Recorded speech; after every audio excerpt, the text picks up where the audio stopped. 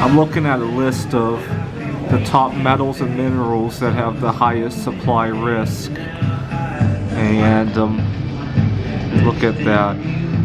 The rare earth metals are actually not nearly as rare as their name would suggest. What they are is very hard to separate from one another. So if you look on your periodic table, you got two rows that are separated out from each other. All those elements have very similar chemical properties, and right now China is one of the few places in the world where the rare earth elements are separated from one another. We used to use a lot of tungsten in our light bulbs. Fortunately, we've replaced them with LEDs. But imagine all the tungsten we used to throw into our landfills from that, right? Tungsten is still used in light bulbs for industrial purposes, but at least those are much more likely to be recycled, right? The average consumer probably doesn't have access to recycling stuff like that.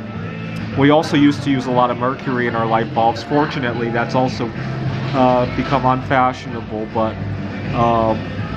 unfortunately a lot of people don't think much about tossing mercury light bulbs into the landfill. I used to routinely have to argue with people about that. They would casually toss out those compact fluorescent light bulbs, and a lot of times people don't even care if they break them when they throw them in the trash. You know, if I would see one in the trash, I would always get up in arms with people, not just because of the risk of breaking them, but also because mercury is a precious metal. And unfortunately, we throw a lot of this stuff into the landfills. But tungsten, antimony, and bismuth, those are all relatively safe metals to accumulate physically, right? Molybdenum might be a little trickier to find. Strontium, definitely can't buy mercury or barium and store it. I guess there are certain minerals of mercury, like cinnabar, that are relatively safe to keep. There's barite, I think, for barium. I wouldn't recommend the metals, though, for these two.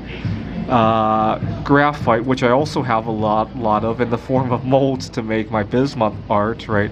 Although not a whole lot in terms of dollar value.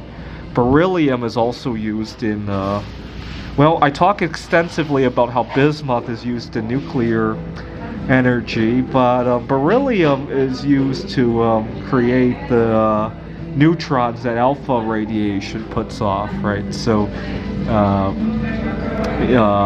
during World War II, we dropped 2 atomic bombs in Japan, obviously. A lot of people don't realize that the starter for the atomic bomb was a combination of polonium, which we made from bismuth, and beryllium, which gives off the neutrons to start off the chain reaction, right?